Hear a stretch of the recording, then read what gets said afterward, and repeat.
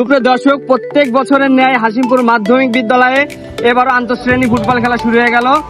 আজ রবিবার, তো আজ সকাল থেকেই 11:30 থেকে আজকে খেলা শুরু হয়ে গেছে। যশোর সদরের হাসিমপুর মাধ্যমিক বিদ্যালয়ে আজ উৎসব মুখর পরিবেশে আন্তঃশ্রেণী ফুটবল খেলার ফাইনাল রাউন্ড অনুষ্ঠিত হলো। খেলায় উপস্থিত ছিলেন ইসালি ইউনিয়ন বিএনপি নেতৃবৃন্দ সহ অত্র স্কুলের শিক্ষকগণ, ছাত্রছাত্রী, বিভিন্ন শ্রেণী পেশার লোকজন। খেলা শুরু থেকেই দর্শকের উপস্থিতি ছিল চোখে পড়ার মতো। খেলা শুরু থেকেই দু দলের মধ্যে ছিল দারুণ প্রতিদ্বন্দ্বিতা। খেলোয়াড়দের চমৎকার নৈপুণ্য, আক্রমণ, পাল্টা আক্রমণ এবং দর্শকের উচ্ছ্বাসে পুরো মাঠ ছিল প্রাণবন্ত। নির্ধারিত সময়ে রোমাঞ্চকর লড়াইয়ের মধ্য দিয়ে বিজয় অর্জন করে দশম শ্রেণী। 3-0 গোলের ব্যবধানে সপ্তম শ্রেণী তাদের কাছে পরাজিত হয়।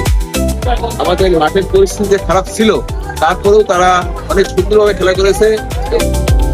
খেলা শেষে দশম শ্রেণীদের হাতে ট্রফি প্রদান করা হয়। তারা খুব আনন্দের সাথে ট্রফিটি গ্রহণ করে। অনুষ্ঠানের শেষে সকলের মাঝে গাছের চারা বিতরণ করা হয়। আনন্দঘন পরিবেশে অনুষ্ঠানের সফল সমাপ্তি ঘটে।